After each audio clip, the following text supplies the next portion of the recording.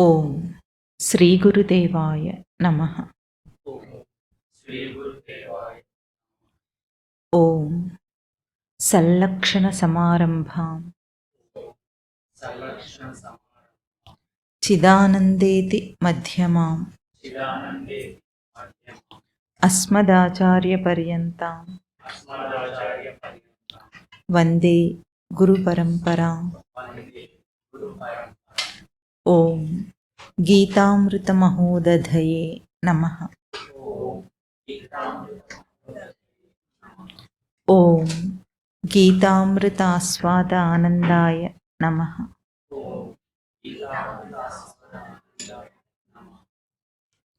ఎన్నో శ్లోకం? 55.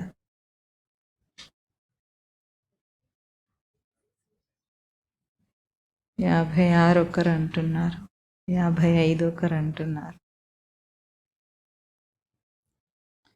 56 చెప్పుకున్నాం కొద్దిగా, కానీ మళ్ళీ కూడా చెప్పుకోవచ్చు.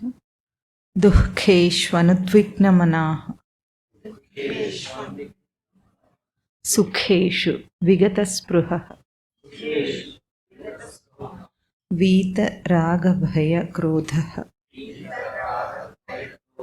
స్థితధీర్ మునిరుచ్యతే. యస్ సర్వత్రణభిస్నేహః తత్తత్ ప్రాప్య శుభాశుభం న అభినందతి న ద్వేష్టి తస్య ప్రజ్ఞా ప్రతిష్ఠితా. యదా సంహరతే చాయం కూర్మోంగానీవ సర్వశః ఇంద్రియాణింద్రియార్థేభ్యః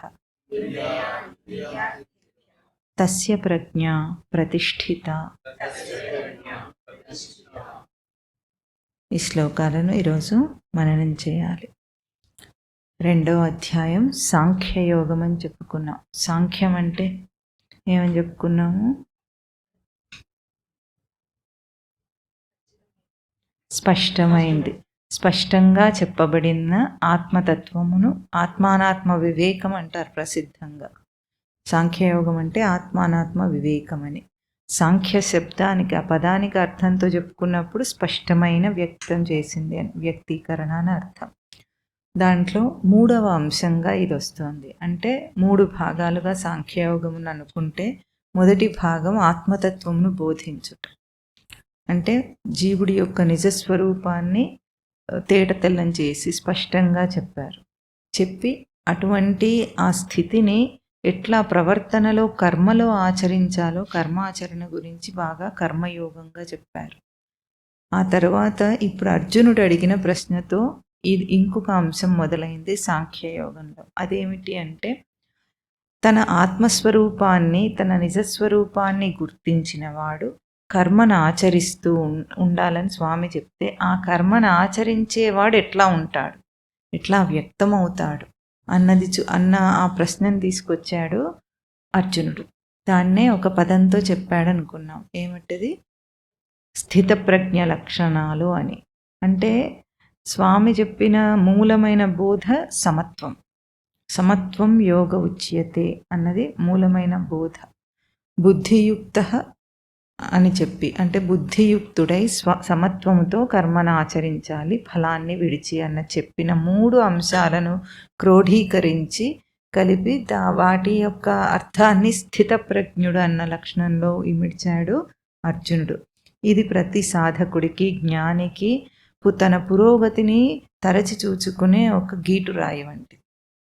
ఈ శ్లోకాలన్నీ ఎదుగుతున్న సాధకుడికి, ఎదిగిన సాధకుడికి, జ్ఞానికి కూడా. స్థితప్రజ్ఞుడు అంటే అన్ని అంశాల్లో, ఇప్పుడు పూర్ణంగా జ్ఞాని అయిన తర్వాతనే స్థితప్రజ్ఞుడు అవుతాడని అర్థం కాదు. ఒక్కొక్క అంశంలో తన ఆచరణలో తాను స్థితప్రజ్ఞ లక్షణాన్ని అందుకుంటాడు, పొందుతాడు సాధకుడు. కనుక ఎదుగుతున్న ప్రతి సాధకుడు ఎప్పటికప్పుడు తరచి చూసుకోవడానికి గీటురాయిటువంటి శ్లోకాలను ఇప్పుడు స్వామి చెప్తున్నారు.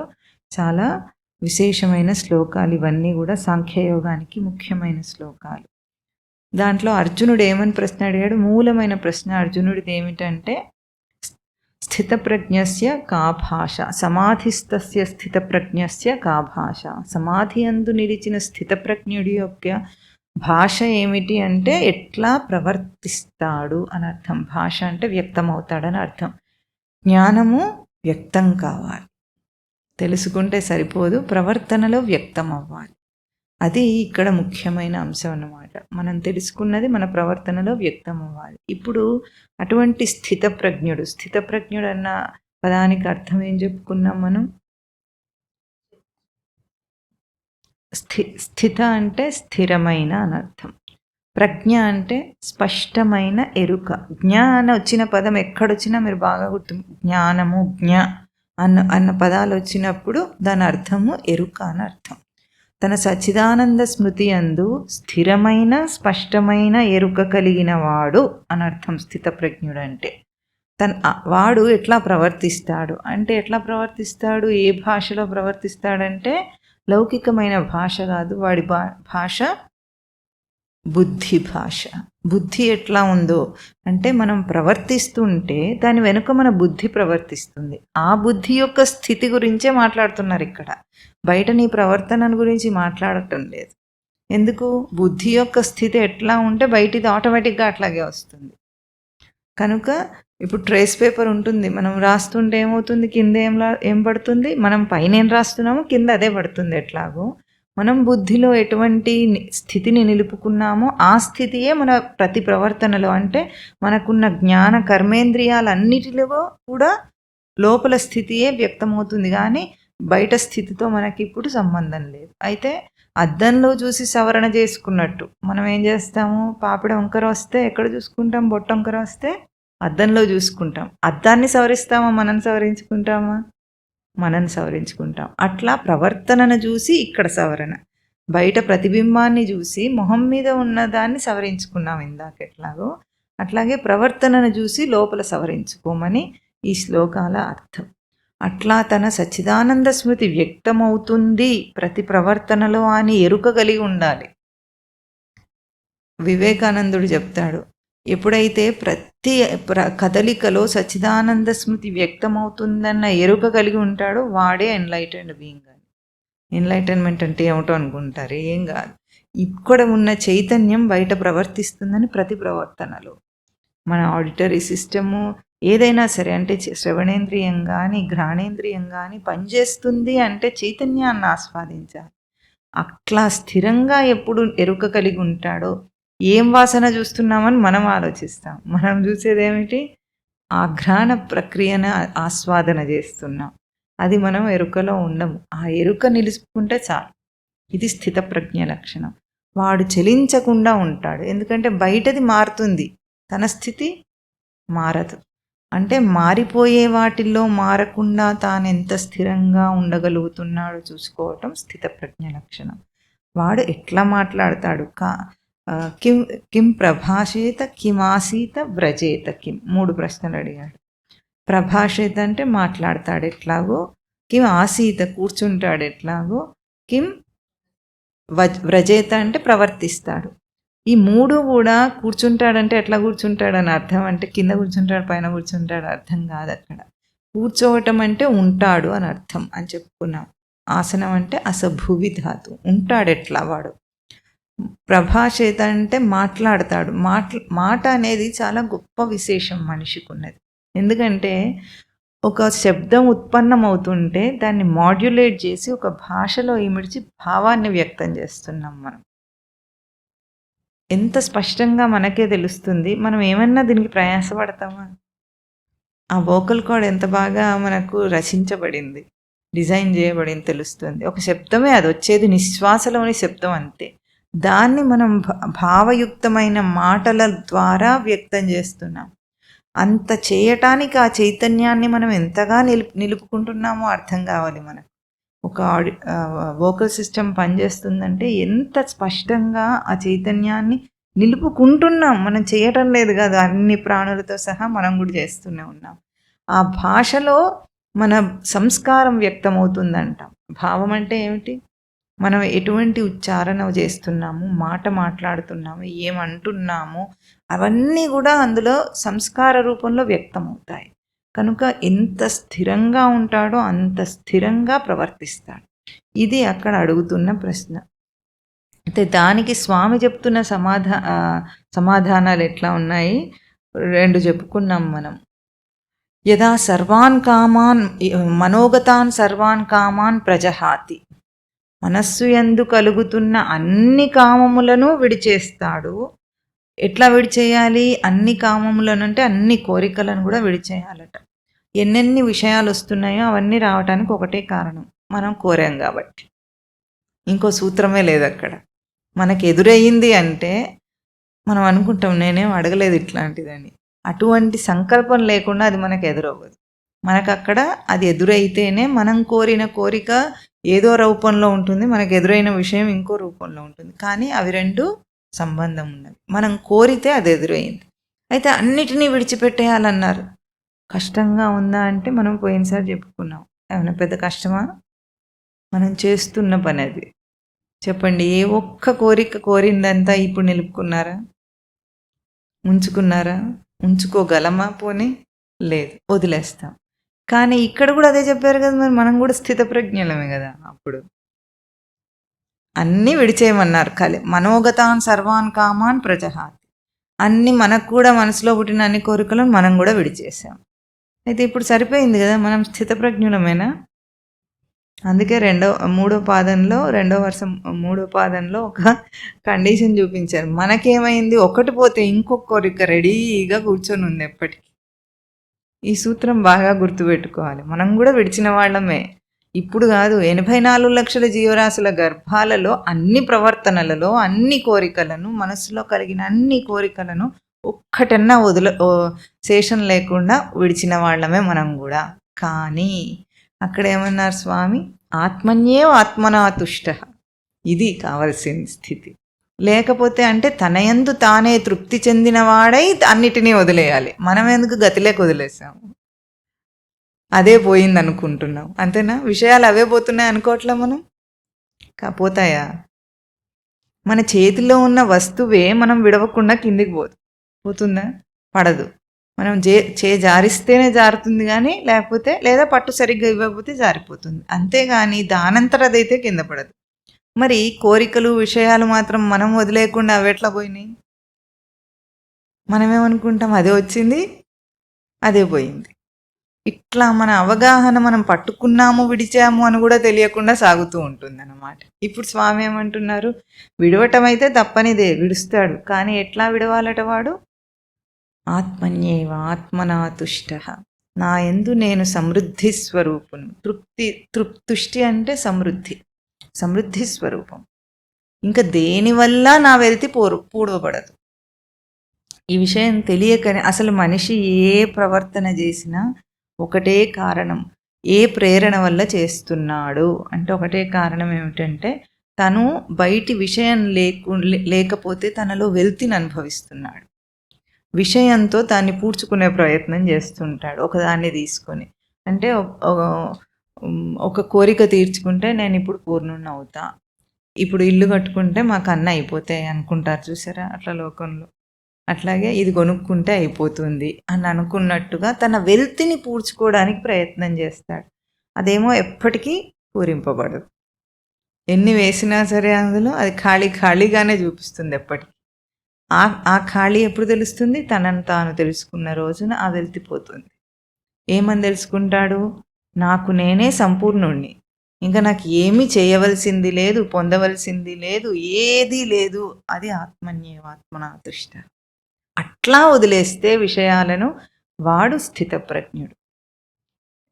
వచ్చే అన్నిట్లో స్వామి ఇంకా ఎవరు స్థితప్రజ్ఞుడు అన్న అడిగాడు కాబట్టి తస్య ప్రజ్ఞా ప్రతిష్ఠిత అని చెప్పుకుంటూ వస్తాడు స్వామి. కనుక ముఖ్యమైన సూత్రము మొదటిది స్వామి చెప్పింది ఏమిటి? స్థితప్రజ్ఞ లక్షణము ఆత్మన్యేవ ఆత్మనా తుష్ట. చెప్పండి. తన యందు తానే తృప్తి సమృద్ధి పొందిన లక్షణం కలవాడు. ఇది మొదటి స్థితప్రజ్ఞ లక్షణం. రెండవది దుఃఖేషు అనుద్విగ్నమనాః సుఖేషు విగతస్పృహః వీత రాగభయ క్రోధః స్థితధీహి మునిరుచ్యతే. సుఖదుఖములందు కూడా ఉద్విగ్నుడు కాడు. గొప్ప సూత్రం ఇది కూడా. దేనివల్ల అంటే తనయందు తాను తృప్తిని పొందినవాడయ్యే సుఖదుఖములందు ఉద్విగ్నత పొందడు. ఉద్విగ్నత అంటే ఏమిటి? తనను తాను హింసించుకోడు. సుఖంలో పొంగిపోయినా దుఃఖంలో కృంగిపోయినా హింస కలిగేది ఎవరికి? తనకి. రెండూ తనకే. కొంతమంది దీనత్వంలో సానుభూతి కోసం ఏడుస్తుంటారు. ఎవడో సానుభూతి చూపిస్తాడని మనం ఏడిస్తే మనను మనం హింసించుకోవడం తప్ప ఏముండదు. ఇంకా ఎదుటివాడు పొగడాలని సుఖం రావాలనుకుంటారు, అంతే తప్ప వీడికి అయితే ఏం పర్లేదులే అన్నట్టు ఉంటుంది. కానీ ఎదుటివారి ముందు మాత్రం సుఖంగా ఉండాలి, కనిపించాలి అనుకుంటారా అనుకోరా? లోకమంతా ఇదే ప్రయాస. ఇక్కడ ఆత్మహింస జరుగుతోంది. వాడు ఉద్విగ్నత అంటే తన స్థితిని తాను హింసించుకోవటం. సుఖము దుఃఖము రెండూ ఉన్నవాడిని ఉండనివ్వవు, కుదురుగా ఉండనివ్వవు. సుఖమేమో బంగారు సంకెళ్ళు, దుఃఖము ఇనుప సంకెళ్ళు. రెండు సంకెళ్ళు ఏం చేస్తాయి? అది ఏ మెటల్ అయితే మనకెందుకు? బంధించటమే. ఇది గుర్తించక సుఖాలు కావాలని దుఃఖాలు పోవాలని కోరుకుంటూనే ఉంటాడు నిత్యం. ఇక్కడ స్వామి సుఖాల కోసం పాకులాడమని చెప్పలేదు, దుఃఖాలను విడిచేయమని చెప్పలేదు. రెండింటిలో కూడా నువ్వు స్థిరంగా ఉండు. ఇది ముఖ్య సూత్రం అన్నమాట. అది ఎట్లా చేయగలుగుతాడు? వీత రాగభయ క్రోధ. రాగ భయ క్రోధములను విడిచిన వాడై ఆ పని చేయగలుగుతాడట. ఆ పని చేస్తే వీత రాగభయ క్రోధములు కూడా పోతాయి. ఈ మూడు కూడా రాగం అంటే ప్రీతి. ప్రీతి అనేది ఎట్లా ఉంటుందంటే ఆసక్తి కలిగి ఉండటం రాగం అంటే. ప్రీతి అంటే ప్రేమ అన్న అర్థం కాదు అక్కడ. ఇట్లా కావాలి అనుకున్న దాని మీద ఎంతో ప్రీతి ఉంటుంది, వద్దు అనుకున్న దాని మీద ద్వేషం ఉంటుంది. మనిషి తనకేం కావాలో దానిని వసతి ప్రకారంగా బ్రతికితే తప్పు కాదు. కానీ ఇది లేకుండా నేను ఉండలేను అంటాడు చూసారా? నేను ఉండలేను అంటే తన ఉనికిని దాంతో పోలుస్తాడు. అప్పుడు అది ప్రీతి అవుతుంది. ద్వేషం ఎప్పుడవుతుంది? నా ఉనికికి అది అడ్డం వచ్చింది అనుకుంటే. లోకంలో ఏది కూడా మన స్థిరత్వానికి అడ్డం రాదు. ఎటువంటి సంఘటనలు రావు అసలే. అందుకే స్థితప్రజ్ఞ లక్షణాలు చెప్తుందే అందుకు. మనం ఏమనుకుంటాము? బయట విషయ సంఘటనలు ఏవైతే ఉన్నాయో అవి మనను కింద మీద చేస్తున్నాయి, ఒడిదుడుకులకు కారణం అవి అనుకుంటాం. కాబట్టి ఏదొచ్చినా నువ్వు స్థిరంగా ఉండగలవు అని చూపిస్తున్నారు స్వామి. అవి రాకుండా ఉండవు. ఒకానొకడు డ్రైవింగ్ నేర్చుకున్నాడట. డ్రైవింగ్ నేర్చుకొని లైసెన్స్ తెచ్చుకొని రోడ్డు మీద నడుపుదామని ప్రయత్నం చేస్తున్నాడు. వస్తున్నాడు, బాగా నడిపిస్తున్నాడు. ఇప్పుడు ఇదివరకు అతనికి డ్రైవింగ్ రానప్పుడు కంటే ట్రాఫిక్ ఏమైనా తగ్గిపోతుందో ఇతను డ్రైవింగ్ నేర్చుకున్నాడని? కానీ డ్రైవింగ్ నేర్చుకోవటం వల్ల ఏమైంది? ఆ ట్రాఫిక్లో కూడా ట్రాఫిక్ని ఎదురీది డ్రైవ్ చేసే అంత నిపుణత తనకు వచ్చింది. అంతే. అట్లాగే సాధన చేస్తే విషయాలు రావనుకోవద్దు. యాజ్ ఇట్ ఈస్గా అట్లాగే ఉంటాయి. ఇంకొకసారి కొంచెం ఎక్కువ కూడా వచ్చినట్టే ఉంటాయి విషయాలు. ఎందుకు వస్తాయి అంటే నీ స్థితప్రజ్ఞ లక్షణాన్ని చూసిపోదామని వస్తాయి అవన్నీ. వీడెవడో స్థితప్రజ్ఞుడు వచ్చాడు, వాడిని చూసి దర్శనం చేసుకుని దండం పెడదామని విషయాలన్నీ వస్తాయి. మనం ఏం చేయాలి? దర్శనానికి వస్తే ఏం చేయాలి? దర్శనం చేయించాలా లేదా? వాటికి అది చూపించాలి. ఇదిగో నువ్వు వచ్చినా సరే నేను చెల్లించలేదు అని చూపించి పంపించాలి. అంతేగాని అది రాగానే తుస్సుమని ఏడిస్తే, ఇంత భగవద్గీత విన్న తర్వాత ఏడవచ్చా? ఏడుపు వద్దనే కదా ఇదంతా. అంటే మన ఒడిదొడుకులకు కారణమైన బయట విషయాలు ఎప్పుడు వాటి పరంపర ఆగదు. కేవలం మనం నేర్చుకుంటాం. అవి వచ్చినా సరే మన మీద ఎటువంటి ప్రభావం ఉండకుండా ఉండేటట్లు మనం నేర్చుకుంటాం. అది స్థితప్రజ్ఞ లక్షణం. రాగము భయము. రాగం ఎంత పెరుగుతుందో భయం అంత ఎక్కువ ఉంటుంది. ఎవరి మీద నేను ఎక్కువగా ప్రేమ ఉందనుకోండి, ఏం చేస్తాం? వాడు ఒక అరగంట ఇంటికి లేట్ వస్తే ఏమయ్యావు అని 10 ఫోన్లు చేస్తాం. అంతేనా? మనకు అక్కర్లేని వాడు ఉంటే ఫోన్లు చేస్తారా? చేయరు. అంటే ఎంత రాగం ఉంటుందో అంత భయం పెరుగుతుంది. వస్తువు మీద కూడా అట్లాగే పెరుగుతుంది. అన్నీ ఏం చేసినాయి? తన స్వరూపాన్ని ఆక్రమించి కూర్చున్నాయని అర్థం. వీటికి వేరే అర్థం లేదు. ఏదైనా సరే రాగమైన ద్వేషమైనా దేని మీదనైనా ఆ వస్తువు విషయము ఏదైనా మన మన స్థానాన్ని ఆక్రమించి కూర్చుందని అర్థం. మన స్థానాన్ని ఆక్రమిస్తేనే మనల్ని ఆడించగలదు, లేకపోతే ఆడించలేదు ఏది కూడా. ప్రేమ ఉండొద్దా అంటే ఏం తప్పు లేదు ప్రేమ ఉండటంలో. ప్రేమ వేరు, ఆసక్తి వేరు. అయితే ద్వేషం ఉండాలంటే ద్వేషం అక్కర్లేదు, ఉదాసీనత ఉండాలి కానీ ద్వేషం అక్కర్లేదు. అక్కర్లేని విషయంలో అక్కర్లేనట్టు ఉండాలి, దాన్ని ద్వేషించాల్సిన అవసరం లేదు. ఇప్పుడు లోకంలో అందరూ దుష్టులు ఉండొద్దు అని మనం అంటే ఉండకుండా పోతారేమిటి? దుష్టత్వం ఉండకుండా పోతుందా? పోదు. ఈరోజు వచ్చిందా ఏమిటి ఇది? అనాదిగా సృష్టి ఆరంభం నుండి రాక్షసులు ఉన్నారు, దేవతలు ఉన్నారు. దుష్టత్వం ఉండనే ఉంది కదా. దానికి మనం ద్వేషించాల్సిన అవసరం లేదు. ఎట్లా ఉండాలి? మన ప్రవర్తన మాత్రం చేత అది మారిపోయగలగాలి. తాను స్థిరంగా ఉంటే అది మారిపోవాలి. దానికి ఒక చిన్న కథ చెప్తారు. ఇది కల్పిత కథలాగానే ఉంటుంది, నిజమైన కథలాగా ఉండదు, కానీ అయినా చెప్పడానికి చాలా బాగుంటుంది. చిన్నపిల్లల కోసం వీడు ఆ కథని సంగ్రహించాడు. మీకు కూడా చెప్తే బాగానే ఉంటుంది. ఒకసారి కృష్ణుడు బలరాముడు ఒక ఊరు నుండి ఇంకొక ఊరికి వెళ్తుంటారట. అయితే మార్గ మధ్యంలో అడవులు వస్తాయి కదా, పూర్వకాలము. అడవి వస్తే అది దాటే లోపల చీకటి పడిపోతుంది. పడుకుందాం అనుకుంటారు. పడుకుందాం అనుకొని ఇద్దరు పడుకుంటే కష్టం కదా, అడవుల్లో రాక్షసులు ఉంటారని బలరాముడు అంటాడట, కృష్ణ నువ్వు పడుకో ముందు, నీ అలసట తీరి నువ్వు లేచిన తర్వాత నేను పడుకుంటాను, అప్పుడు నువ్వు చూసుకో అని చెప్తాడంటే కాపలగా ఒకరు ఉండాలనుకున్నారట. అప్పుడు బలరాముడు మేల్కొని ఉన్నాడు, కృష్ణుడు పడుకుంటాడు. పడుకున్నప్పుడు ఒక రాక్షసుడు వచ్చాడట. రాక్షసుడు అంటే కొంచెం పెద్దగా హెఫ్టీగా ఉంటాడు కదా. వచ్చి గర్జించి, ఎంత ధైర్యం నా స్థానంలోకి వచ్చారు మీరు అని అన్నాడట, నా టెరిటరీలోకి వచ్చారు మీరు, ఎంత ధైర్యం మీకు అని అన్నాడట. అయితే అరిస్తే మళ్ళీ కృష్ణుడు లేస్తాడనేసి భంగమవుతుంది నిద్ర అని బలరాముడు కళ్ళురిమి చూశాడట. కళ్ళురిమి చూసేటప్పటికి ఆ రాక్షసుడు సైజు పెరిగిందట. సైజు పెరిగి ఇంకాస్త పెద్దవాడే, ఇంకా ఇంకా పెద్దగా గర్జిస్తున్నాడట. బలరాముడు మళ్ళీ ఇంకా ఎక్కువగా కళ్ళు ఉరిమి చూస్తున్నాడు. కళ్ళు బాగా ఎర్రబడ్డాయట, అంతా ఉరిమి చూస్తున్నాడు. అప్పుడు ఆ రాక్షసుడు ఇంకా పెద్దవాడయ్యాడట. మళ్ళీ బలరాముడు అట్లాగే చేశాడు, ఇంకా కోపంగా కళ్ళు ఉరిమి చూస్తున్నాడట. అప్పుడు ఆ రాక్షసుడు ఇంకా పెద్దవాడయ్యాడట. ఇప్పుడు చాలా పెద్దవాడైపోయి ఆ గర్జనకే బలరాముడు మూర్ఛపోయాడట. కృష్ణ అని అరుస్తూ మూర్ఛపోయాడట. మూర్ఛపోతే మళ్ళీ అప్పుడు ఆ అరుపు కృష్ణుడు లేచాడట. లేచి అటు ఇటు చూస్తుంటే వెనక రాక్షసుడు మళ్ళీ గర్జించాడట. అప్పుడు కృష్ణుడు నవ్వాడట, కోపంగా చూడలేదు. నవ్వి ఎవరు నువ్వేం కావాలని అన్నాడట. ఆ చిరు మందహాసం చూసేటప్పటికే రాక్షసుడు చిన్నవాడయ్యాడట. ఇంకా నవ్వుతూ పలకరించేటప్పటికి ఇంకా చిన్నవాడయ్యాడట. చిన్నవాడు అయ్యి అరచేతిలో పట్టే అంత చిన్నవాడయ్యాడట. అంత చిన్నవాడైతే అప్పుడు బలరాముడు లేచి అడిగట, ఎక్కడ రాక్షసుడు ఎక్కడ అని. ఎవడు వీడిని గురించి నువ్వు అడుగుతుంది అని అన్నాడట కృష్ణుడు. అంటే దీన్ని బట్టి మనకి ఇది కల్పిత కథలాగా ఉన్నా చాలా నీతి ఉంటుంది అందులో. మనం ఏం చేస్తాం, ఏదైనా సమస్య చిన్నగా ఉంటే దానికి పెద్దగా రియాక్ట్ అవుతాం. అంత అవసరమా? అక్కడ అవసరమే ఉండదు. గోటితో పోయేదానికి గొడ్డలు తీసుకున్నంత పని చేసి రియాక్ట్ అవుతుంటాం. అంత రియాక్ట్ అయ్యేది ఏముంది, చాలా చిన్న విషయాలు ఉంటాయి అక్కడ. చిన్న మాటతో సర్దుకోవచ్చు, చిన్న చేతతో సర్దుకోవచ్చు. ఒకవేళ ఎవరైనా పొరపాటే చేశారు, అరవటం ఎందుకు దానికి?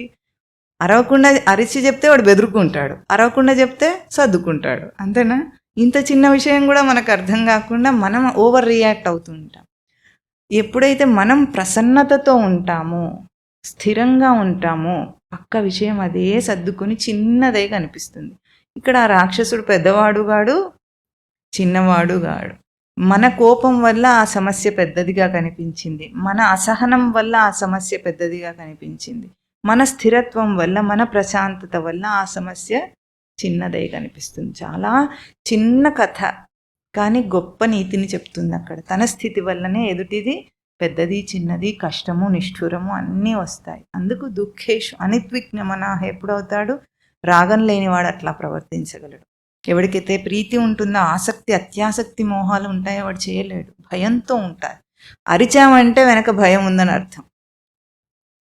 కోపం వచ్చింది అంటే అరుపు ఇంకా పెద్దదే. కోపం వచ్చింది, అసహనం వచ్చింది, కోపం వచ్చింది అంటే చేతగాని తనంతగా భయపడుతున్నాం మనం అని అర్థం. సింపుల్లీ నో, వేరే ఇంకేం లేదు దానికి. కొంతమంది మగవాళ్ళు ఆడవాళ్ళ మీద అరుస్తారు, ఇంకెక్కడ ఏం చేయలేక అరుస్తారు అంతే. పూర్వం ఉండేది, ఇప్పుడు ఉందో లేదో. ఇప్పుడు ఆడవాళ్ళు ఏమన్నా మగవాళ్ళ మీద అరుస్తున్నారేమో తెలియదు, కానీ ఏదైనా సరే పరస్పరం అరుచుకోవడాలు ఎప్పుడు వస్తాయి? ఆ సేఫ్టీ ఉండదన్నమాట, భయం ఉంటుంది అక్కడ. అసహనం ఎప్పుడు వస్తుంది? భయం ఉన్న చోట వస్తుంది. క్రోధం ఎక్కడ వస్తుంది? భయం ఉన్న చోట వస్తుంది. భయం ఎందుకు ఉంది? ప్రీతి, అత్యాసక్తి ఉంది కాబట్టి. ఇవన్నీ లేకుండా ఉన్నవాడు వాడు స్థితప్రజ్ఞుడు అని అర్థం. ఈరోజు స్వామి ఏమంటున్నారు దానికి? యస్ సర్వత్ర అనభిస్నేహ తత్తత్ ప్రాప్య శుభాశుభం న అభినందతి న ద్వేష్టి తస్య ప్రజ్ఞా ప్రతిష్ఠిత. తస్య ప్రజ్ఞా ప్రతిష్ఠిత, అటువంటి వాడి ప్రజ్ఞ స్థిరమైనది. ప్రతిష్ఠిత అంటే స్థిరమైంది, ప్రతిష్ఠింపబడిందంటే నిశ్చలమైందని అర్థం. ఎవరు వాడు? సర్వత్ర అనభిస్నేహ, ఎక్కడ? తత్తత్ ప్రాప్య శుభాశుభం నా అభినందతి నా ద్వేష్టి. ఏమంటున్నారు? అనభిస్నేహ, స్నేహం అంటే ఫ్రెండ్షిప్. అది మాత్రం చెప్పట్లేదు, చూసారా? మీకు కొంత అర్థమైంది, అలాంటి అర్థాలు ఇక్కడ ఉండవని. స్నేహం అంటే మీకు ఉపమానం చెప్తాను, అప్పుడు మీరు పదాన్ని గుర్తుపడతారు. నువ్వులు ఉంటాయి కదా, నువ్వులను ఏమంటాము? తిలలు అంటారు. తిల స్నేహ అనే ధాతువు. నువ్వులను తిలలు ఎందుకంటారంటే నువ్వుల్లో ఏముంటుంది? నూనె. నూనె స్నేహం చేస్తుందట, అందుకే తిల స్నేహ అనే ధాతు. ఇప్పుడు చెప్పండి, స్నేహం అంటే ఏమిటి? జిడ్డు అంటుకున్నట్టు, అంతే కదా, జిడ్డులాగా అంటుకునేది స్నేహం అన్నమాట. అందుకే జాంజిగిరి అంటారు కదా ఈ హైదరాబాద్లో. అట్లాగే ఇక్కడ మీరు బాగా గుర్తుపెట్టుకోవాలని ఉపమానం చెప్పాను. స్నేహం అంటే జిడ్డు లాంటిది, అంటుకునేది అని అర్థం అన్నమాట. ఇక్కడ ఏమంటున్నా? అనభిస్నేహ. అభిస్నేహ అనభిస్నేహ అంటే బాగా, అభిస్నేహం అంటే చాలా జిడ్డుగా అంటుకున్నది అన్నమాట.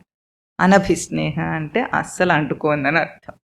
ఒక పదం అస్సలు అంటుకోకుండా ఉండటానికి ఇంత చెప్పారు, చూసారా? దాన్ని ఒక్కొక్కటి సంస్కృత పదాలు ఎట్లా ఉంటాయి, మూల పదం ఒకటి ఉంటుంది, దానికి ఉపసర్గలతో అర్థాలు మార్చుకుంటూ వస్తారు. ఇక్కడ సర్వత్ర అనభిస్నేహ, అన్నిటి యందు, దేని యందు కూడా అంటుకోకుండా ఉండటం, డిస్పాషన్, డిటాచ్మెంట్ గురించి చెప్తున్నారు. దేనికి అంటుకోడట వాడు. ఎందుకు? వాడి వెనకాల ఏం చెప్పారు దానికి? వీత రాగభయ క్రోధ. వాడు దేని అందు రాగం లేదు, భయం లేదు, క్రోధం లేదు, కాబట్టి దేంతో కూడా వాడు అంటుకోడు. ఏ విషయంతోనూ కూడా అంటుకోని వాడై తత్తత్ ప్రాప్య శుభాశుభం, ఆయా విషయాల్లో కలుగుతున్న శుభములను అశుభముల యందు కూడా నా అభినందతి నా ద్వేష్టి. దానివల్ల దానికి తనకేదో గొప్పతనం వచ్చిందని అభినందన పొందడు, ద్వేషింపడు. ఏదైనా పొందినప్పుడు కూడా సముద్రమును, ఇదే అధ్యాయంలో చివరికి వస్తుంది, ఆపూర్యమానం అచల స్థితం అని. అంటే సముద్రంలో అన్ని నదుల నీరు వచ్చి చేరుతున్నప్పటికీ కూడా ఆ నది నీళ్ళ వల్ల తానేమైనా గొప్పదయిందని అదేం అనుకోదు, నిండిపోయానని అనుకోదు. అదే ముందు ఎట్లా ఉందో అట్లాగే స్థిరంగా నిశ్చలంగా ఉంటుంది. చివరి శ్లోకం అదే ఈ అధ్యాయంలో. అట్లాగే ఇక్కడ ఏమంటున్నారు? ఏది పొందినప్పటికీ కూడా, ఎంత గొప్ప విషయమును సాధించినప్పటికీ కూడా తను దానివల్ల తాను గొప్ప అని అనుకోడు, నా అభినందతి. చివరికి సాధనలో గొప్పతనం వచ్చి బాగా, ఇప్పుడు కొంతమందికి ఎట్లా ఉంటుంది, పాండిత్యం వస్తుంది. పాండిత్యం అంటే శాస్త్ర పరిజ్ఞానం వచ్చినప్పుడు, మామూలుగా లౌకికంగా శాస్త్ర పరిజ్ఞానం బాగా పెరిగినప్పుడు కూడా గర్వించే వాళ్ళు చాలామంది ఉంటారు లోకంలో. చాలా అంటే చాలామంది. ఎందుకంటే అన్నిటికంటే గొప్ప బంధం ఏమిటి? సాత్విక అహంకారం జ్ఞానం వల్ల వచ్చేది. రాజసిక అహంకారమేమో బయట గొప్పగా సాధిస్తారు కదా, లోకంలో పెద్ద పెద్ద పొజిషన్స్కి వెళ్ళిపోతే ఆయా రంగాల్లో గొప్పగా సాధిస్తే రాజసిక అహంకారం. తామసిక అహంకారం ఏమిటంటే ఏం లేకపోయినా ఎగిరెగిరి పడతారు కదా జనాలు. తాతలు సంపాదించి నాస్తుంటే వీడే చాలా గొప్పవాడు అనుకొని ఎగిరెగిరి పడుతుంటారు. ఏమి చదువు కూడా రాకపోయినా సరే కేవలం డబ్బు చూసుకొని ఎగిరిపడే వాళ్ళు ఎవరుంటారో తామసిక అహంకారం.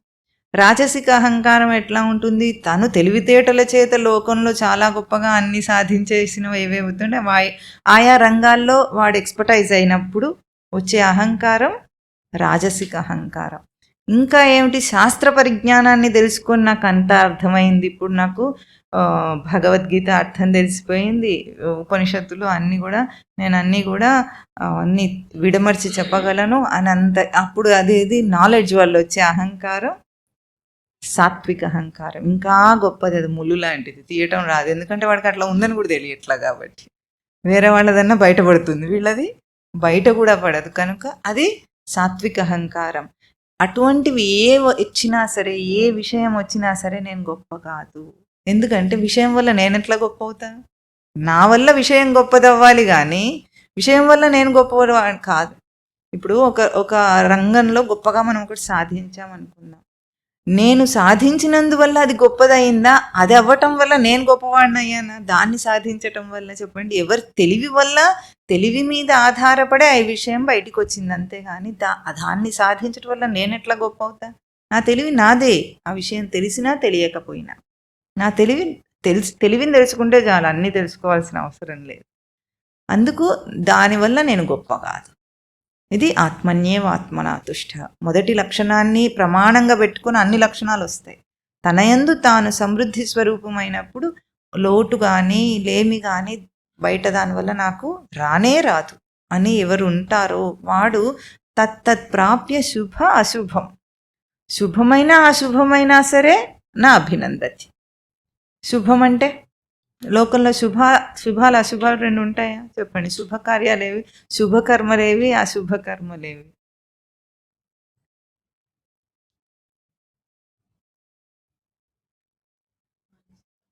మంచివి అంటే ఏమేమి శుభకార్యాలు? పెళ్ళిళ్ళు, ఉపనయనాలు, ఇవైనా శుభకార్యాలు. అశుభం అంటే చావులు, తద్దినాలు, అశుభాలు, అంతేనా? అమ్మో, అట్లా మాట్లాడకూడదు ఇంట్లో, అసలు మాట కూడా ఎత్తకూడదు. ఎందుకో? అశుభం ఏముంది, అందరు చచ్చిపోతూనే ఉంటే. పెళ్ళి శుభం ఎందుకు అయింది, చావు అశుభం ఎందుకు అయింది? చెప్పండి చూద్దాం.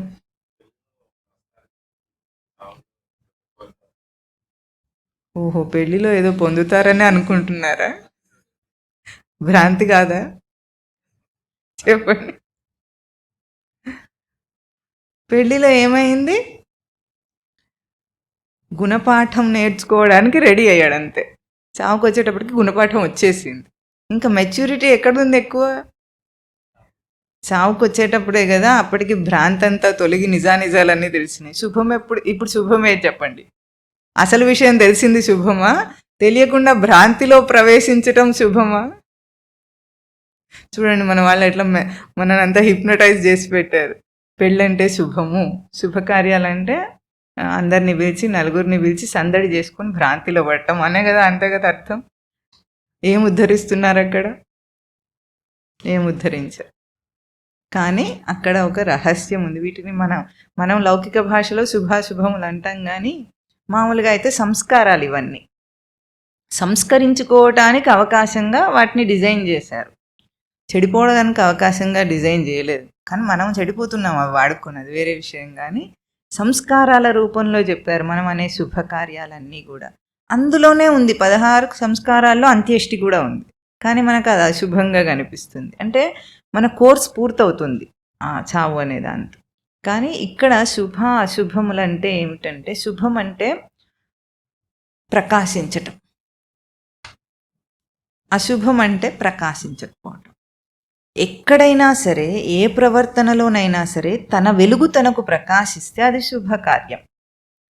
తన వెలుగు తనకు తెలియకుండా ప్రకాశించకుండా ఉంటే అది అశుభకార్యం. సుష్టు భాతి, భాదీప్తో ధాతువు ఉంది అక్కడ. శుభం అంటే శుభంగా నీకు తెలుస్తూ ఉంటుంది. అశుభం అంటే తెలుస్తూ లేదు, తెలియటం లేదు. ఇప్పుడు ఏ కార్యం చేసినా సరే ఏమరపాటులో మెకానికల్గా చేస్తే అది అశుభకార్యమే అవుతుంది.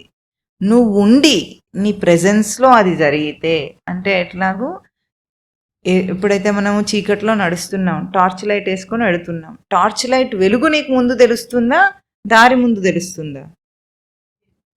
వెలుగు చూసే దారిని చూస్తాడు, వెలుగు చూడకుండా దారిని చూడడు. మనం దారిలో పరిగెత్తడమే కానీ వెలుగు గురించి పట్టించుకోవటం లేదు. ఆ వెలుగు లేకపోతే మనకు అప్పుడు అర్థమవుతుంది. ఒక్కసారి టార్చ్ లైట్ పక్కకు జరిగిందనుకోండి, చిమ్మ చీకట్లో నడవగలమా? అప్పుడు కానీ వెలుగు లేదన్న స్పృహ మనకు రాదు. కానీ వెలుగు ఉన్నప్పుడే వెలుగు ఆధారంగా నా ప్రవర్తన ఉంది అని తెలిస్తే, అంటే ఏ సచ్చిదానంద స్మృతిని నిలుపుకుంటే నేను ప్రవర్తిస్తున్నాను. ఆ సచ్చిదానంద స్మృతి కొంచెం సడలితే ఏమంటాం? స్పృహ తప్పి పడిపోయాడు అంటాం మనం. అంటామా లేదా? అంటే మనకున్న స్పృహ సచ్చిదానంద స్మృతి యొక్క స్పృహయా, లేకపోతే బయట విషయాల స్పృహయా? సచ్చిదానంద స్మృతి యొక్క స్పృహతోనే బ్రతుకుతున్నాం మనం. అది వ్యక్తం కాకపోతే కోమా అంటాం మనం. బయటికి వ్యక్తం కాని స్థితి కోమా. ఇప్పుడు మనం మేలుకొని కోమాలో ఉన్నామా లేదా? చెప్పండి. కోమా అంటే ఏమనుకుంటున్నా? వాడేం చచ్చిపోడు, జీవుడు ఉంటాడు, తప్పకుండా ఉంటాడు. ఒక కేసు కూడా జరిగింది, ఒక సైంటిస్ట్కే జరిగింది. తను కోమాలో ఉన్నప్పుడు బయట ఏ ఏ విషయాలు జరిగాయి అన్నీ గుర్తుపెట్టుకుని తన తర్వాత మేలుకొని వచ్చి చెప్పాడు. అంటే అర్థమేమి? స్మృతి వ్యక్తం కాకుండా అయిపోయిన సమయంలో, తనకు తెలియకుండా అయిపోయిన సమయాన్ని కోమా అంటున్నాం. ఇప్పుడు జాగరూక స్థితిలో కూడా, అంటే మేలుకొని తిరుగుతున్న వాడికి కూడా వాడి స్థితి వాడికి తెలియటం లేదు కదా. ఇంకా వాడు శుభంలో ఎక్కడున్నాడు? అశుభంలోనే బ్రతుకుతున్నాడు. ఎప్పుడు తన జ్ఞానం అనే పరిధిలో ప్రవేశిస్తాడో అది శుభం వాడికి. బయట జరిగే పెళ్ళిళ్ళు తద్దినాలు కాదు. ఏదైనా సరే చావు గురించి మనకు స్పృహ ఉండటం మంచిదే కదా. అది రాదా ఏమిటి మనం అనుకోకపోతే మాత్రం? వస్తుందా రాదా? వస్తుంది. ఇంకా చక్కగా స్పృహతో ఉండాలి కదా. ఒక ఫేమస్ సైంటిస్ట్, ఒక అతను, సైంటిస్ట్ కాదు, సైకాలజిస్ట్, అతను అందరినీ కూడా బాగా విమర్శించుకుంటూ ట్రీట్మెంట్ ఇచ్చేవాడట. ఏమిటి అంటే, ఇప్పుడు లోకంలో ఏం చెప్తాము? అందరికీ కష్టాలు ఉన్నాయని మా లాంటి వాళ్ళు వచ్చి చెప్తుంటారు కదా. అప్పుడు ఆయన ఏమనేవాడంట? ఆహా అనేవాడట. నీకు కష్టాలు, నాకేం కష్టాలు లేవంటూ ఓహో అనేవాడు. కష్టాలు లేవంటున్నవాడు లోతైన కష్టంలో ఉన్నాడని చెప్పేవాడు ఆయన వ్యాఖ్యానం. అది ఎందుకు అంటే వాడు సప్రెస్ చేసుకుంటున్నాడు కష్టాన్ని కూడా. ఇప్పుడు లోకంలో అందరూ అదే చేస్తారు. అంటే దాన్ని దాటేసి కష్టం తెలుస్తూ ఉంటే కూడా మాకేం లేవు అనుకుని భ్రాంతిలో బ్రతుకుతూ ఉంటారు. దాన్ని ఒక ఆధ్యాత్మికవేత్త కాకపోయినా సరే సైకియాట్రిస్టే అట్లా చెప్పేవాడట. చెప్పి మరణం గురించిన సత్యాలు ఏవైనా నిజం మాట్లాడేవాడు లోకంలో కంటకమే అవుతాడు కదా. మరి ఎక్కడ నచ్చుతాయి నిజం మాట్లాడితే? అట్లా అయినప్పుడు అతను, అయినా కూడా ఫేమస్ అతను పాపులర్ అయ్యాడు. అతను చివరి దశలో వచ్చేటప్పటికి అతని ఇంటర్వ్యూ తీసుకోవడానికి ఎవరో వచ్చారు. వస్తే వాళ్ళ భార్య చెప్పిందట, ఆయనకి ఏదో క్యాన్సర్ వచ్చింది, ఇప్పుడు తొందరలోనే ఇంకా అయిపోయింది, చివరి స్టేజ్లో ఉన్నాడని చెప్తే ఆ ఇంటర్వ్యూ తీసుకునే అతను వచ్చి, ఇప్పుడు మీ స్థితి ఏమిటి అంటే, నాకు చాలా ఆనందంగా ఉంది అన్నాడు. ఎందుకు అంటే, నేను చెప్పిన బోధంతా ఇప్పుడు నేను ఆచరించి ఆనందిస్తా. ఇప్పుడు దానికి అవకాశం వచ్చింది నాకు. ఎందుకంటే ఘోరమైన మరణాన్ని నేను ఎదుర్కోబోతున్నాను కదా. అది వచ్చినప్పుడు నేను ఎంత స్థిరంగా ఉంటానో నేను చూసుకోవడానికి మంచి అవకాశం వచ్చిందని నవ్వుతూ చెప్పగలిగాడు. అది నిజమైన జ్ఞానం. అతను సైంటిస్ట్ కావచ్చు, సైకియాట్రిస్ట్ ఏదైనా కావచ్చు, కానీ అయినా సరే అది తస్య ప్రజ్ఞ ప్రతిష్ఠిత. కించిత్ మాత్రం కూడా భయం లేకుండా. చావంటే భయం ఎందుకు? నేను ఉంటాను కదా. ఇన్నాళ్ళు ఏమనుకున్నాము? నేను ఉండను అనుకున్నాము. ఇప్పుడు భగవద్గీత తేల్చి చెప్పింది కదా, ఇంకేం, నేను ఉంటానని అర్థమైంది కదా. నేను ఉన్న తర్వాత భయం ఎందుకు? అందుకే అష్టావక్ర గీతలో జనకుడికి జ్ఞానోదయం అయినప్పుడు అష్టావక్రుడు, నీకు ఆత్మతత్వం తెలిసింది అని అన్నాడు. అభయం వా జనకం ప్రాప్తోసి అంటాడు. జనక అంటే నువ్వు అభయంను పొందావు అంటాడు. మొట్టమొదటిది ఫియర్లెస్నెస్. జ్ఞానం వచ్చింది, స్థిరంగా ఉంది అంటే మొదటి క్వాలిటీ ఏమిటి? ఫియర్లెస్నెస్, అభయం. దేనికి భయపడాడు. జనకుడు అభయంను పొందాడన్నాడు, నువ్వు ఆత్మజ్ఞానాన్ని పొందావని అనలేదు అష్టావక్రుడు. అది చాలా గొప్ప విశేషం. ఎప్పుడు వస్తుంది అది? దానివల్ల నాకేమీ కాదు, అది వచ్చినా పోయినా నేను స్థిరస్వరూపం, నేను పూర్ణస్వరూపం అన్న వాడికి నా అభినందతి నా ద్వేష్టి. దాన్ని వద్దని అన్నాడు. దీన్ని వద్దని అనడానికి మనకు 2-3 ఉదాహరణలు ఉంటాయి. ఇప్పుడు జ్ఞానం పొందిన మహానుభావులు ఉంటారు. వాళ్ళకి ఎందుకు కష్టాలు వస్తాయి? వాళ్ళ మహిమల చేత ఎంతోమందికి ఎన్నో తగ్గించి వాళ్ళకి ఎందుకు వచ్చేటట్టు చేసుకున్నారు, తగ్గించుకోవచ్చు కదా. అంటే రామకృష్ణ పరమహంసకు క్యాన్సర్ వచ్చినప్పుడు చాలా కష్టపడతాడు. ఆయనకు థ్రోట్ క్యాన్సర్ వచ్చింది. మింగడానికి కూడా రాకుండా విలవిలలాడిపోతూ ఉన్నప్పుడు వివేకానందుడు అంటాడు, నీ కాళీమాత నువ్వు ఏదంటే చేస్తుంది కదా, మరి అడగచ్చు కదా కాళీమాతను తగ్గించుమని అని. ఈ పీడ భరించలేక, ఆ బాధ భరించలేక తగ్గించమని అడగచ్చు కదా అంటే, పీడ నోటికుంది కానీ నాకేమైనా ఉందనుకుంటున్నావో నువ్వు, అంత కూడా నీకు అర్థం కాలేదా అన్నాడు. మూలుగుతారు. ఎందుకు దేహానికి వస్తే దేహాన్ని నొప్పి వ్యక్తం అవటం సహజం, కానీ దాని వల్ల తాను చెలించటం లేదు కదా, అది తన స్థిరత్వం. దేహానికి మార్పు వస్తే దేహం వ్యక్తం చేస్తుంది దాన్ని, అది సెన్స్ మనం అనేది. ఇప్పుడు ఏదైనా తగిలితే తెలియటం సెన్స్, తెలియకుండా ఉండటం సెన్స్ అంటామా? సెన్సరీ ఆర్గన్స్ పాడైనాయి అని అర్థం. అట్లా తెలియకుండా ఉంటే, దెబ్బ తగిలితే తెలియకుండా ఉంటే ఆ సెన్స్, అక్కడ నర్వ్స్ కట్ అయినాయి అని అర్థం. మనకు తెలియటం అనేది సెన్స్, దేహానికి సహజంగా ఉంది. కానీ దానివల్ల నేను బాధపడకూడదు. ఇప్పుడు ఆకలి తెలుస్తుంది, సెన్స్. కానీ ఆకలి బాధ నాకు ఉండకూడదు. ఆకలి వల్ల నేను ఉండలేనన్న స్థితి నాకు రాకూడదు. ఆకలి తెలుస్తుంటే అన్నం తినాలి, తప్పేం లేదు అందులో. కానీ అది ఆకలి వల్ల నేను ఉండలేను, నేను ఆగలేను అన్న స్థితి చాలా తప్పు. సెన్స్ తెలియటం తప్పు కాదు, దానివల్ల తాను చెలించకుండా ఉండటం. ఇదే మనకు రామకృష్ణ పరమహంస కాదు, రమణ మహర్షికి కూడా సేమ్ ఇదే కేసు రిపీట్ అయింది. ఎందుకు తగ్గించుకోమంటే నాకు అవసరం లేదన్నాడు ఆయన ప్రభావం చేత ఎంతోమందికి ఆయన ఏం తగ్గించకపోయినా తగ్గిపోయి ఉండొచ్చు. ఏవైనా సరే ఆయన ప్రెజెన్స్ ఇట్ సెల్ఫ్, ఆయన సన్నిధి మాత్రం చేత అందరికీ అన్నీ పోయి ఉండొచ్చు, కానీ ఆయనకేం కాలేదు. మరి అది స్థిత ప్రజ్ఞ లక్షణం. తెలియకుండా ఉండిపోతాడు, రోగం రాకుండా ఉండిపోతుంది, అస్సలు కాదు. అట్లా అన్నీ వస్తాయి, రోగాలు వస్తాయి, కానీ వాటి వల్ల తాను చెలించని స్థితి. అది తస్య ప్రజ్ఞ ప్రతిష్ఠిత, వాడి ప్రజ్ఞ స్థిరమైనదట, ఇంకా నిశ్చలమైనది. దాని తర్వాత ఏమంటున్నారు, ఇక్కడ మంచి ఉపమానం ఒకటి చూపించి చెప్తున్నారు తర్వాత శ్లోకంలో. యదా సంహరతే చాయం కూర్మోంగానేవ సర్వశః ఇంద్రియార్థేభ్య తస్య ప్రజ్ఞ ప్రతిష్ఠిత. ఏమంటారు, యదా ఎప్పుడైతే సర్వశః ఇంద్రియార్థేభ్య సంహరతే, అప్పుడు అంటే అన్ని ఇంద్రియములు కూడా ఇంద్రియార్థముల చేత, వాటి ఇంద్రియార్థములు అంటే ఇంద్రియం కోరేది ఇంద్రియార్థం. ఇంద్రియములేమిటి? శ్రోత్రత్వక్ చక్షుర్జిహ్వ ఘ్రాణములు. అవేం కోరుతాయి? శబ్దస్పర్శ రూప రసగంధములను ఇంద్రియార్థములు అంటారు. అంటే శ్రవణేంద్రియము శబ్దములు కోరుతుంది, చక్షురింద్రియము దృశ్యమును కోరుతుంది. అట్లా ఒక్కొక్క ఇంద్రియం దేన్ని కోరుతుందో వాటి వల్ల ఎప్పుడైతే మనకు ఆపద కలుగుతుందని గ్రహిస్తారో అప్పుడు ఒక ఉపమానం చూపించి చెప్తారు. ఇది భగవద్గీతలో చాలా పాపులర్. ఏమిటి?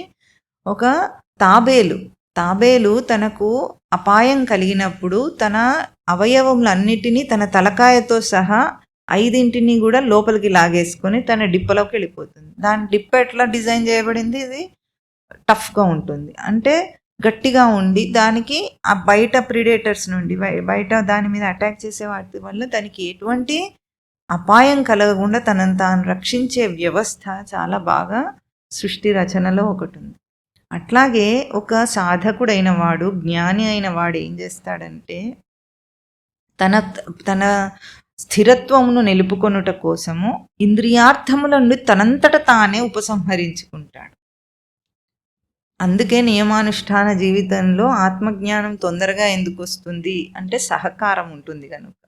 అదే మనకు దాన్ని ఏమంటాం మనము? స్థానబలిమి అంటాం.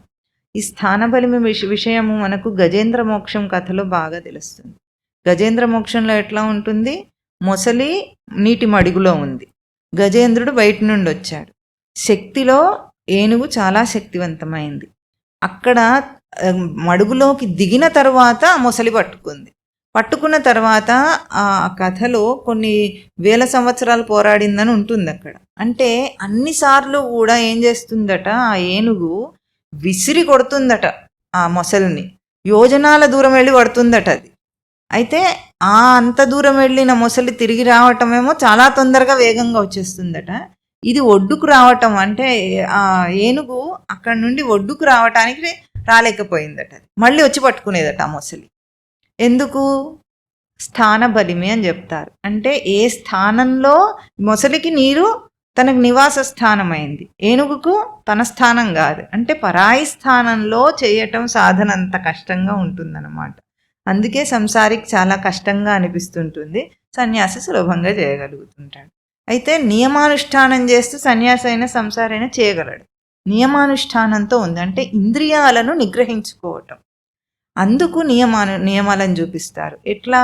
ఇప్పుడు భయపడి పారిపోయిందా, తను సేఫ్ జోన్లోకి వెళ్ళిందా తాబేలు? Safe zone. ఎందుకు ఎందుకు దాని జోలికి వెళ్ళటం ఎందుకు, మళ్ళీ కష్టపడటం ఎందుకు? ముందుగానే నేను ఉపసంహరించుకుంటే, వెనక్కి విత్డ్రా చేసుకుంటే నేను హాయిగా సేఫ్గా ఉంటాను. మళ్ళీ దానివల్ల కష్టపడి దాన్ని ఏమో చేసుకోవడం ఎందుకు? అట్లాగే జోలికి వెళ్ళకుండా ఉండాలి. దేని జోలికి వెళ్ళకూడదు? ఏ విషయ స్పర్శ చేత ఇంద్రియాలు పట్టు తప్పిపోతాయో, ఇది మనకు అజామిళుల కథలో కూడా, కథల్లో పురాణాల కథల్లో బాగా చూపిస్తారు ఇవన్నీ కూడా.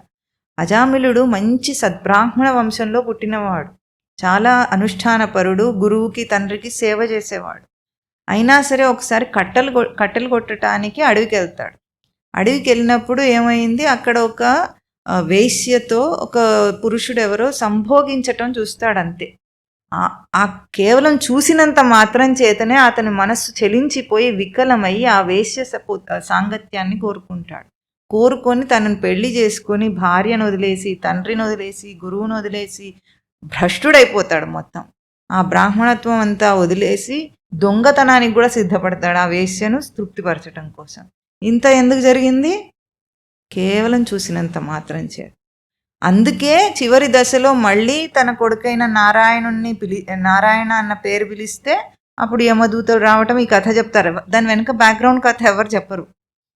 ఇట్లా చెడిపోయాడు అజామిళుడు అన్నది ఎవరు చెప్పారన్నమాట. చివరి దశ వచ్చినప్పుడు నారాయణ అన్నాడు, ముక్తి వచ్చేసింది. ఊరికనే వచ్చిందా? వెనుకటి సంస్కారం ఉంది కాబట్టి ఆ సంస్కారం మళ్ళీ మేలుకుంది ఆ చివరి దశలో. ఎప్పుడైతే విష్ణుదూతలు వచ్చారో నారాయణ నామస్మరణ వల్ల కొడుకుని పిలిస్తేనే వచ్చాడట. అప్పుడు ఎందుకు మళ్ళీ ఆ జ్ఞానోదయం అయింది? మూర్ఖుడికైతే అయ్యేది కాదు, అతని సాధన ఉంది కాబట్టి ముందు ఆ సాధన ఫలితంగా అయింది. అయితే చెడిపోయింది దేనివల్ల? కేవలం చూసినంత మాత్రం చేత. ఈరోజు పిల్లలు చెడిపోవడానికి కారణం ఏమిటి? వినటం, చూడటం. చాలా చాలా మనుషులందరూ భ్రష్టుడవటానికి ఇదే కారణం, ఇంకొక కారణమే లేదు. ఆ సెల్ ఫోన్ ఏదైతే ఉందో ఆ మహమ్మారి, కరోనా కంటే పెద్ద మహమ్మారి. కరోనా వచ్చింది, కొన్ని రోజులు ఉంది, 1 సంవత్సరం కాస్త ఇబ్బంది పెట్టిందేమో కానీ అప్పటి నుండి ఇది పట్టుకుని చూసారా, అప్పుడే ఆన్లైన్ క్లాసెస్ అని మొదలైనవి అన్నీ. ఇంకా అంతా ఆన్లైనే అయిపోయింది. ప్రతి ఎల్కేజీ వాడికి కూడా ఆన్లైన్ క్లాస్. వాడికి కూడా ఫోన్ కావాలి, ఒక ట్యాబ్ కావాలి, ఒక ల్యాప్టాప్ కావాలి. అది చూసి పిల్లలు ఎంత చెడిపోతున్నారు మనకు ఐడియా ఉందా? పోనీ తల్లిదండ్రులు ఎంత అమాయకులు అంటే, సాఫ్ట్వేర్ ఇంజనీర్ల పిల్లలు కూడా వాళ్ళు ఏం పోర్న్ ఫిల్మ్స్ చూస్తుంటే వీళ్ళు కనిపెట్టలేకపోతున్నారట. ఇక వాళ్ళ సాఫ్ట్వేర్ ఇంజనీరింగ్ ఎందుకో వీడికి అర్థం కాదు. చదువుకొని వాళ్ళ పిల్లలు చేశారంటే అర్థం ఉంటుంది. కానీ ఎడ్యుకేటెడ్ వాళ్ళు అంటే ఎవరైతే తల్లిదండ్రికి అన్నీ తెలుసు, టెక్నాలజీ తెలిసి కూడా వాళ్ళ పిల్లలు వీళ్ళని మోసం చేస్తున్నారనే కేసులు కోకొల్లలు ఉన్నాయి. అసలు ఆ సైట్లు ఎట్లా ఓపెన్ అవుతాయి, వీళ్ళు ఏం చేస్తుంటారు ఇంట్లో, అమ్మ నాన్నలు ఏం చేస్తారో వీడికి అర్థం కాదు. అందుకే ఇక్కడ ఏం చెప్తున్నారు, తనను తాను నిలుపుకోవాలంటే దాని జోలికి వెళ్ళకుండా ఉండాలి, విత్డ్రా చేసుకోవాలి. ఈ విత్డ్రావల్ దేని నుండి అంటే, విషయం ఎక్కడో ఉండదు. అసలు బయట ఇంద్రియార్థములు అనేవి ఏవైతే వస్తున్నాయో అవి రావటానికి కారణము లోపల మూలంలో మనస్సు యొక్క కోరికలో ఉంటుంది. అది చూడము. మనస్సులో కోరిక లేకపోతే మనం అసలు చూడము. మార్కెట్లో వెళుతున్నాం అనుకుందాం, మన కంటి దృష్టి దేని మీద పడుతుంది? అన్నీ చూసేస్తామా? ఉన్నవన్నీ ఎగ్జిబిషన్కి వెళ్తాం, అన్నీ చూసేస్తామా? అన్ని స్టాల్స్లో అన్నీ చూస్తామా? చూడము. మనస్సులో దేని మీద కోరిక ఉంటుందో ఆ స్టాల్ మీద మాత్రమే మన దృష్టి పడుతుందా, పడదా? అంటే ఇంద్రియార్థముల వల్ల అపాయం కలగటం అనేది మనస్సులో ఉంది, మనస్సు యొక్క కోరికలో ఉంది. అక్కడ ఆ కోరిక ఉంటే ఆ ఇంద్రియము ఆ ఇంద్రియార్థమును కోరుతుంది, దాన్ని వెతుకుతుంది. మరి మనకు ఏదైనా స్టాల్ కనిపించలేదనుకోండి, ఏదో చీరలు కావాలనుకున్నాం, లక్నో చికెన్ చీరలు ఉంటాయి కదా, ఎగ్జిబిషన్లోనే దొరుకుతాయి అనుకుంటే, ఆ స్టాల్ కనిపించకపోతే మనకు లోపల కనుక ఆ సంకల్పము కోరిక ఉండుంటే దాన్ని వెతుక్కొని వెళ్తాడు. అంతేనా? అంటే ఏది లోకంలో ఉన్నా సరే దాన్ని మనం వెంటాడుతున్నామంటే దాని వెనుక కోరిక ఉంది. ఆ కోరిక లేకుండా అదేం పనిచేయదు. ఇప్పుడు ఇంద్రియార్థముల యందు కోరిక వల్ల అది జరుగుతుంది, ఆ కోరిక యందు ఉపసంహారం జరగాలి. అందుకే మొదటిది నిగ్రహం, మనోనిగ్రహం ముందు కావాలి. బయట ఇంద్రియాలను నిగ్రహించాలంటే, కాఫీ తాగకుండా ఉండాలంటే మనసు నిశ్చయం చేసుకుంటే ఏం చేయలేదు నాలుక. నాలుక అన్నిటికీ వశమైపోతుంది. ఏదైనా తినకుండా ఉండాలంటే ఎవ్వరు ఏం చేయక్కర్లే. మనసులో గట్టిగా అనుకుంటే అన్నీ అయిపోతాయి. అంటే మనస్సు యందు ఈ ఈ తాబేలు ఎట్లాగైతే లోపలికి లాక్కుందో మనస్సు నుండి కోరికను లాగేయాలి. అప్పుడు మనసుకు చాలా గొప్ప తేజస్సు. దానికి సచ్చిదానంద స్మృతి యొక్క స్పర్శ ఉంది. కోరిక వల్ల అది అట్లా ప్రవర్తిస్తుంది. ఇప్పుడు మననేం చేయమంటున్నారు? కూర్మోంగాని ఇవ. కూర్మోంగాని అంటే కూర్మః అంగాని ఇవ సర్వశః ఇంద్రియాణి ఇంద్రియార్థేభ్య సంహరతే. ఆ ఇంద్రియాల ఆ స్పర్శ వస్తుందంటేనే లోపల ఉన్న కోరికను బీజ రూపంలో ఉన్నప్పుడే నలిపేయాలి, వేయించేయాలి, మార్చేయాలంట. తెలుసా మీకు? కోరిక పోవాలంటే విత్తనాన్ని వేయించేస్తే ఇంకా అది మొలకెత్త, అంతే. బీజ రూపంలోనే వెనక్కి తీసుకుంటే వాడి తస్య ప్రజ్ఞ ప్రతిష్ఠిత. వాడేం చేయగలుగుతాడు? దాన్ని నిగ్రహించగలుగుతాడు. నిగ్రహం అన్న శక్తి తనను పొందేటట్లుగా దాన్ని గ్రహించుట, తను పోగొట్టుకునేటట్టుగా గ్రహించుట కాదు. ఏది విన్నా ఏది చూసినా దాని నుండి అది విన్నప్పుడు తనలో కలిగే ఒక స్పర్శ తెలుస్తుందన. అది విన్నదంటే ఇక్కడ వినికిడి జరిగిందా, అక్కడ ఉందా? అది తన గ్రహింపులో ఉంది. ఆ గ్రహింపు స్థితిని గుర్తించగలిగితే బయట దాన్ని అవలీలగా విడుస్తాడు. ఇక్కడ చెప్పే శ్లోకాల సూత్రం ఒక్కటే. తనయందు తన స్థితిని గుర్తించి గ్రహించగలిగిన వాడు బయట ఏదైనా అవలీలగా దాన్ని కంట్రోల్ చేయగలరు. చేయలేకపోతున్నామంటే బయట కాదు మనం మార్చాల్సింది, తన లోపలే మార్చుకోవాలి. ఇది గొప్ప సూత్రం భగవద్గీత నేర్పించేది. ఎందుకంటే మనిషికి బలహీనతలు ఉంటాయి కొన్ని. ఆ బలహీనత ఎప్పుడు వస్తుంది చెప్పండి? ఇప్పుడు ఇక్కడ కూడా మనకు సన్నివేశం చూస్తే అర్జునుడికి బలహీనత వచ్చింది. ఆ బలహీనతలో ఏమైనాడు? త్వక్చైవ పరిదహ్యతే.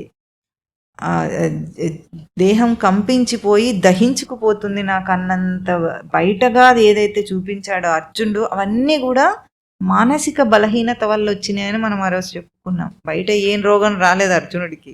కేవలం మనస్సులో ఆందోళన పడి భయపడటం కారణంగా ఇంత జరిగింది. ఈరోజు ఆయుర్వేదం ఏం చెప్తుందంటే ఇవన్నీ కూడా లైఫ్ ఇప్పుడు ఈ ప్రాక్టికల్గా మనకు అనుభవం కావాలి. ఎన్ని రకాల రోగాలు వస్తున్నాయి కదా, కారణం ఏమిటి?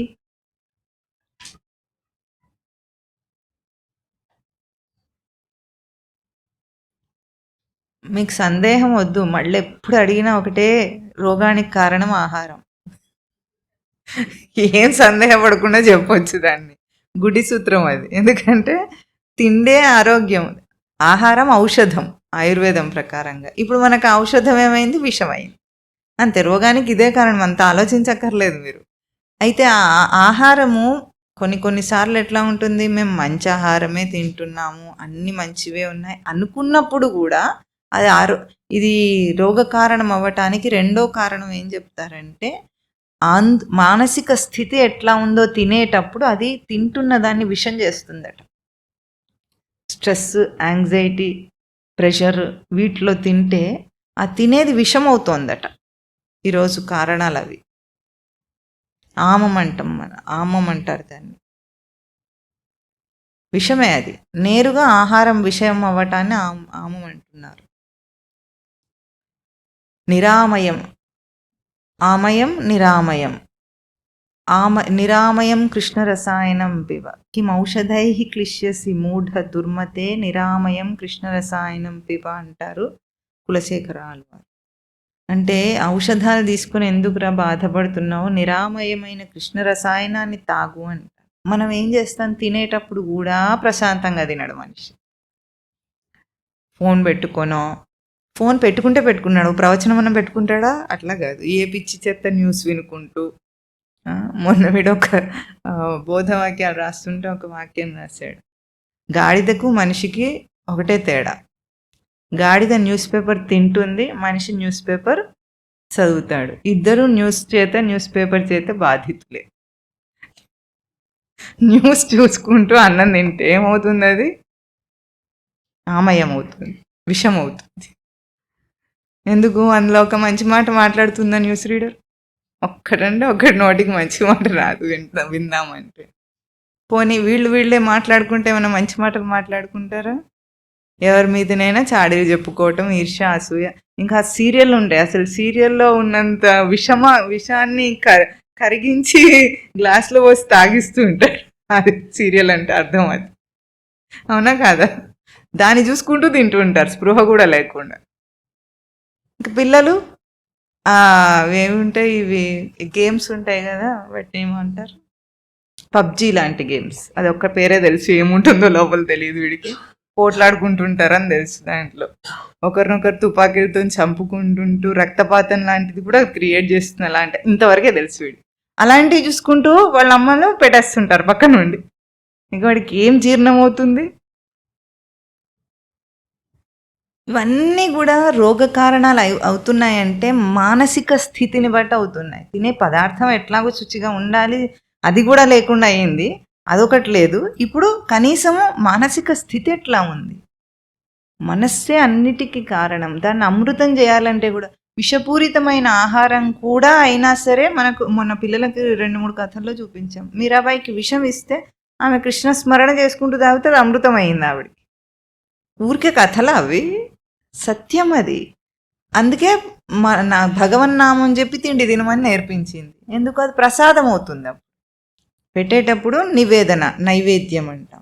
తినేటప్పుడు ప్రసాదం.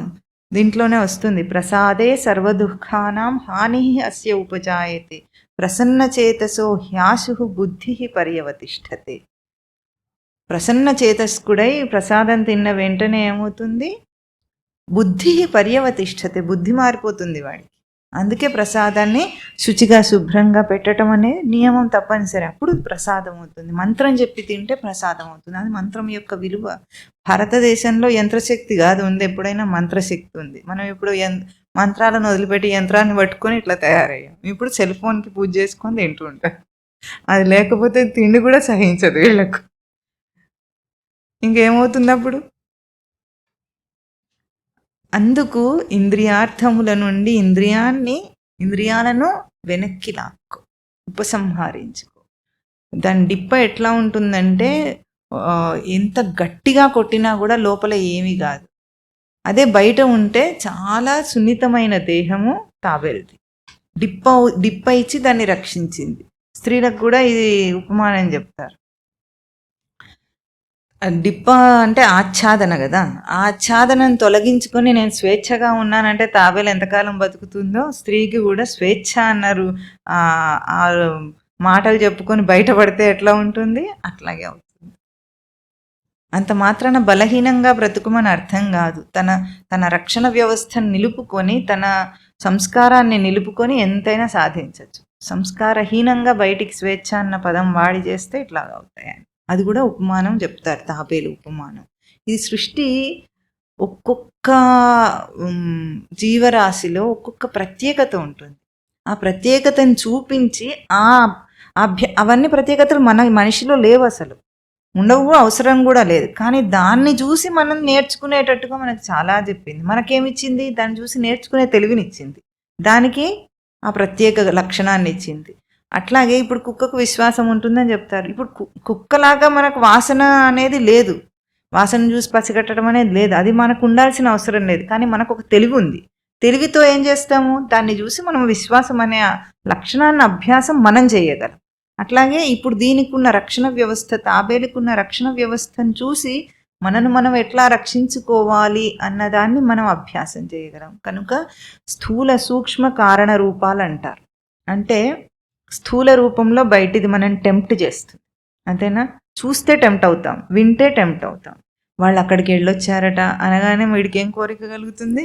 మనం కూడా వెళ్ళి రావాలి. వాడు వెళ్ళి ఏం చేసి వచ్చాడు, వాడు సుఖపడ్డా కష్టపడ్డాడు మనకేం అవసరం లేదు. వెళ్ళొచ్చారు తెలిసినప్పటి నుండి తొలుస్తూ ఉంటుంది, చూస్తాం. కొన్ని విషయాలు ఫోటోలు చూస్తారా, ఇప్పుడు మనకు దీని సోషల్ మీడియాలో ఫోటోలు చూసి భ్రాంతిలో పడిపోతారు అందరు. వాడు నిజంగానే సంతోషంగా ఉన్నట్టు. వాడు ఏడ్చే మొహాన్ని కూడా నవ్వుతూ చూపించి ఫోటోషాప్లో ఎడిట్ చేసి పెట్టచ్చని మనకు తెలుసు. తెలిసినా సరే నిజమని అనుకుంటాం. అదంతా మీకెంత తెలుసో ఏం తెలియదో కానీ వీడికి ఒక విషయం తెలిసి చాలా ఆశ్చర్యపడి అసలు షాక్ తిన్నట్టే అయింది వీడికైతే. చాట్ జీపీటీతో చాట్ చేసుకుంటూ మనుషులట దాన్నే పెళ్లి చేసుకుంటాను అంటున్నారట. అదేమో ఆదరించి మాట్లాడినట్టు మాట్లాడుతుంది. ఒంటరిగా ఉంటారు, ఎవరితో మనసు విప్పి మాట్లాడుకోలేక చాట్ జీపీటీతో చాట్ చేస్తున్నారట. అదేమో చాలా ఆదరణగా మాట్లాడి సమాధానాలు ఇచ్చేటప్పటికి అదే నా సర్వస్వం నిజం అనుకుంటున్నాడు వీడు. ఇది ఎవరు చదువులేని మొద్దులు అనుకోవట్లా. ఎవరు అనుకుంటున్నారు? చదువుకున్న మూర్ఖులు ఈ స్థితిలోకి వెళ్ళిపోయారు. ఇది నిజమేనా? మీకు తెలుసా ఈ విషయాలు? అట్లా కొంతమంది అవుతున్నారట. అదే ప్రపంచం సత్యమైన ప్రపంచం అనుకొని. ఇవన్నీ దేనివల్ల? అతిగా చూడటం వల్ల.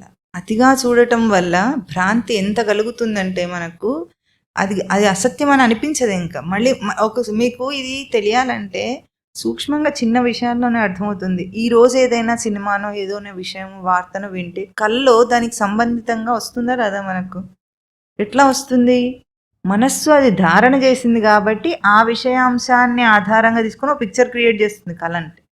దానికి మనం ఏం ఫీడ్ ఇచ్చామో ఆ ఫీడ్తో ఇంకొక పిక్చర్ని అది క్రియేట్ చేస్తుంది. ఇప్పుడు దేనివల్ల వచ్చింది? అతిగా చూడటం వినటం వల్లనే. కనుక ఈ రెండింటినీ కూడా మనము నిగ్రహించుకోవాలి. తినటం కూడా ఉంటుంది. తినటం, అంటం, వినటం, చూడటం 4. ఈ 4ంటిని నిగ్రహించుకుంటే మన జీవితంలో ఎంత తేజస్సు వస్తుందో అది ఇక్కడ ప్రజ్ఞ అన్న అంశం పదంతో చెప్తున్నారు. ప్రజ్ఞ, స్పష్టమైన ఎరుక. మనకు తెలియకపోవటానికి అక్కడ అసలు సిస్టమే తెలిసేటట్టుగా ఉంది సిస్టమ్, కానీ మన సచ్చిదానంద స్మృతిని మనం గుర్తించటం చాలా కష్టమైన పని అనుకుంటున్నాం. ఎందుకు అనుకుంటున్నాము? బయట విషయం నందు ఆసక్తి వల్ల ఇది తెలియటం లేదు. అది వదిలేస్తే ఇది ఉంది, వేరే ఏం చెయ్యక్కర్లేదు, అది వదిలిపెట్టడమే కావాలి. భగవద్గీత ఇన్సిస్ట్ చేసేదే అది. అన్నిటిని విడిచిపెట్టి ఎందుకు విడిచిపెట్టాలి? పట్టుకున్నందువల్ల నీకు తెలియటం లేదు. ఒక్కసారి విడిచిపెట్టి చూడు, నీకు అర్థమైపోతుంది. ఇంద్రియాలు ఎంత తేజస్సుతో రచింపబడినాయో.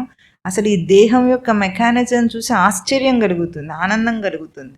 ఇంత గొప్ప దేహాన్ని నేను వాడుకుంటున్నాను. దీన్ని రచించిన సృష్టి ఏదైతే బయట ఇంత సృష్టి ఉందనుకున్నామో ఆ సృష్టి ఇది ఇచ్చి దీన్ని తెలుసుకునే తెలివి నాకు ఇచ్చింది. ఎంత గొప్ప విశేషం! నా స్వరూపం ఇదే ఇంత గొప్పది. బయట సృష్టి ఇంకా అద్భుతమైంది. ఆ రెండింటిని తెలుసుకునే ప్రజ్ఞ నాకుందట. అది నా నిజస్వరూపం. ఎంత ఆనందంగా ఉంటుంది అప్పుడు. ప్రతి చిన్న విషయానికి బయట సాధిస్తే గొప్ప, లేకపోతే నేను పనికిరాని దద్దమ్మని అనుకుంటాడు మనిషి. అందుకు కదా ఈ పరుగులు. అంతేనా కదా? వెనుకబడిపోతాం. పోటీ ప్రపంచంలో వెనకబడిపోతాం. ఇవన్నీ పరిగెత్తకపోతే వెనకబడతాం అనుకుంటున్నావు. నీ మొహం, నువ్వు పరిగెత్తే వెనకబడ్డావు. ట్రెడ్మిల్ మీద పరిగెత్తుతున్నాడు వీడు. ఏమన్నా ముందుకెళ్తున్నాడా పెడుతున్నాడా? ఎక్కడున్నవాడు అక్కడే ఉన్నాడు. ఇంకేమన్నా అంటే వెనక్కి పడతాడు. కాస్త పట్టుకోవడం వదిలేస్తే ఏమవుతాం? ట్రెడ్మిల్ మీద వెనక్కి పడేస్తుంది అది. అట్లా ఉంది మనిషి జీవితం. వీడేమనుకుంటున్నాడు? లేదు, ఈ ఆధ్యాత్మిక దావాన్ని పట్టుకుంటే పోటీ ప్రపంచంలో మనం నిలబడలేం, ముందుకెళ్ళలేము, ఇవనుకుంటున్నాడు. నీ అందు నీకు అద్భుతమైన శక్తి, తేజస్సు ఉందని తెలుసుకున్న తర్వాత నువ్వు పరిగెత్తు, ఏమన్నా చేయి అప్పుడు. అందుకే పరిగెత్తటం అంటే భౌతికం కాదు. ఇప్పుడు రన్నింగ్ రేస్లో పరిగెత్తేవాడు స్థిరంగా ఉండి పరిగెత్తాలా, చంచలంగా పరిగెత్తాలా?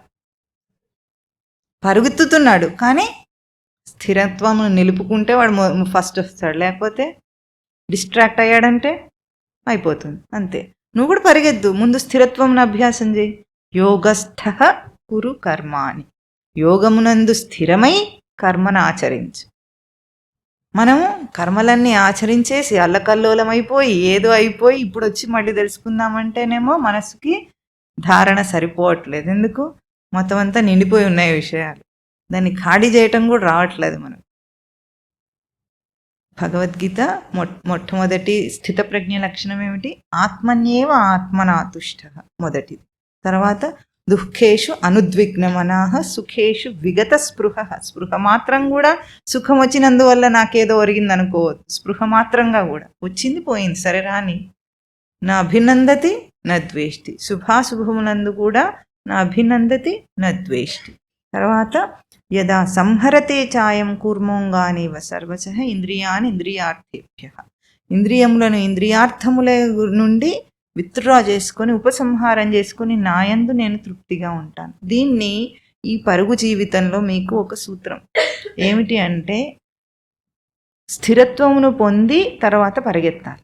చెప్పుకున్నాం కదా, రోజు ఉదయాన్నే ఒక్క 15 నిమిషాలైనా సరే కూర్చొని ఈ లక్షణాలన్నిటినీ, కర్మ గురించి వచ్చింది మొత్తం సాంఖ్యయోగంలో వచ్చిన వాటిని దాన్ని మీరు మననం చేయాలంటే వీడు చేసిన సూత్రం మీకు చెప్తాను. రాత్రి పడుకునే ముందు ఒక రెండు శ్లోకాలు తీసుకుని వాటి అర్థాలు చదువుకోండి.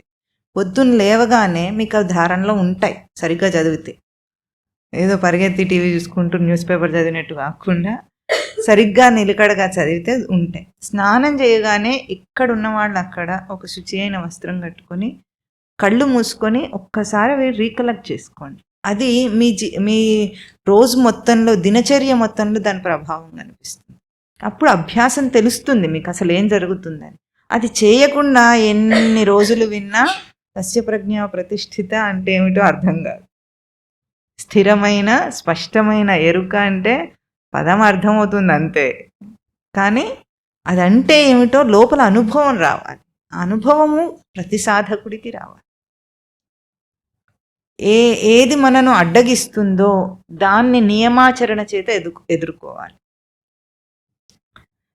ఏ విషయంలో మనం ఓడిపోతున్నాం అనిపిస్తుంది అనుకోండి, దాన్ని ఏం చేయాలి? కంట్రోల్కి తీసుకురావాలి. దాన్ని ఎట్లా చేయాలో తర్వాత విషయ అవినివర్తంతే ఆ శ్లోకంలో వస్తుంది. ఎట్లా దాన్ని నిగ్రహానికి తీసుకోవాలో కూడా చెప్తారు స్వామి. ఎందుకంటే నిగ్రహించడం అంటే గట్టిగా భీష్మించుకొని దాన్నే ధ్యానం చేస్తూ ఉంటాడు, వద్దన్న దాన్ని ధ్యానం చేస్తూ ఉంటాడు. అట్లా కాకుండా ఎట్లా చేయాలో స్వామి చెప్తారు. కనుక రోజు సంహరతే చాయం అంటే ఏం చేయాలి? లేవగానే చేస్తేనే ఎర్లీ అవర్స్లోనే అది చాలా స్థిరంగా ఉంటుంది. ఎందుకంటే అప్పుడే నిద్రలేచి ఉన్నాము. ఇంద్రియార్థంలో విషయముల ఎందు పరిగెత్తదు మనస్సు కానీ ఇంద్రియములు కానీ, రెండు కూడా అంత పరుగులో ఉండవు కనుక అప్పుడు అందుకే బ్రహ్మముహూర్తంలో చేయాలంటారు. అంత బ్రహ్మముహూర్తంలో మేము చేయలేము అనుకున్నా కూడా రోజు లేచే కంటే 15 నిమిషాల ముందు లేచి, ఎవరెప్పుడు లేస్తారో దానికి 15 నిమిషాల ముందు లేచి అభ్యాసం చేయాలి. 2 శ్లోకాలు ఇప్పుడు సాంఖ్యయోగం వింటున్నారు, విన్నది కొంత పదాలు అర్థమవుతున్నాయి కాబట్టి ఆ పదాల అర్థంతో దాన్ని చదువుకొని ఇప్పుడు దీన్ని పొద్దున్నే మననం చేయగలిగితే దినచర్య మొత్తం దాని ప్రభావంతో తాను దాన్ని నిలుపుకోగలుగుతాడు. మనస్సు ఎటువంటిదంటే దానికి మననం అనే ఒక తేజస్సు ఉంది. అది చెడుని ఎట్లా మననం చేస్తుందో మంచిని కూడా అట్లాగే మననం చేస్తుంది. చాలా గొప్ప తేజస్సు ఉంది దానికి. ఆ మంచి ఫీడ్ ఇవ్వటం మనకు కావాలి. పొద్దున్నే దానికి ఇంత మంచి తిండి పెట్టి తర్వాత మీరు బ్రేక్ఫాస్ట్లు టీ కాఫీ అని వీడు అన్నాడు, కానీ బ్రేక్ఫాస్ట్ తిండి ఏదన్నా తినండి, కానీ ముందు మనసుకు మంచి తిండి పెట్టి కాస్త అప్పుడు ఏదైనా చేయొచ్చు. అది చేస్తే అప్పుడు అభ్యాసం అవుతుంది. పూర్తి జ్ఞానం రాకపోయినా సరే కానీ ప్రతి అడుగులో కూడా నేను పైకి ఎక్కాను, ఎక్కుతాడో లేదా, ఒక్క మెట్టెక్కినా కొద్దిగా పైకి ఎక్కిన వాడే కాదా, అందులో పురోగతి అంటాం దాన్ని, ముందుకెళ్ళటం. దాన్ని తరచి చూసుకోవాలి, ఈ లక్షణాలతో తరచి చూసుకోవాలి. బాగా ఆవేశం కోపం ఉన్నవాళ్ళు ఉన్నారనుకోండి, ఏం చేయాలి? ఒక్కసారి ఆవేశాన్ని ఆపండి, అప్పుడు తెలిసిపోతుంది మొత్తం. ఈర్ష్య అసూయల వల్ల మాటలు అంటారు కొంతమంది, బయటికి పెడసరంగా మాట్లాడటం అంటాం కదా, అది ఎందుకు వస్తుంది? ఈర్ష్య అసూయ వల్లనే అంటారు. అట్లా అన్నప్పుడు ఎప్పుడైనా ఒకసారి క్షమాపణ అడగండి, తెలిసిపోతుంది మీలో ఎంత పరివర్తన వస్తుందో. అది అడిగినందుకు ఎంత మనస్సు కడిగినట్టు అవుతుంది, ఒక్క మాట అడిగి అంతే. ప్రతి చిన్న దాంట్లో ఉంటుంది. మీ జీవితంలో జరిగే మీ సంఘటనలోనే ఉంటాయి అవన్నీ, ఎక్కడికి వెళ్ళవలసిన అవసరం. భగవద్గీతను జీవించటం కావాలి. అది ఈ సాంఖ్యయోగంలో ఇప్పుడు వస్తున్న శ్లోకాలు. ఎప్పుడైతే అర్జునుడు దాన్ని సజీవం చేశాడో, తన ప్రశ్న చేత సజీవం చేశాడు, చాలా గొప్ప విశేషం. తన అర్హతను నిరూపించుకున్నాడు. ఎందుకు స్వామి అర్జునుడిని సెలెక్ట్ చేసుకున్నాడో చెప్పడానికి, అర్జునుడినే ఎందుకు ఎంపిక చేసి చెప్తున్నాడో, తన అర్హతనే ఒక్క పదంలో నిరూపించేసుకున్నాడు అర్జునుడు. అట్లా ఉండాలి శిష్యుడు అంటే, ఆ సాధకుడు అంటే.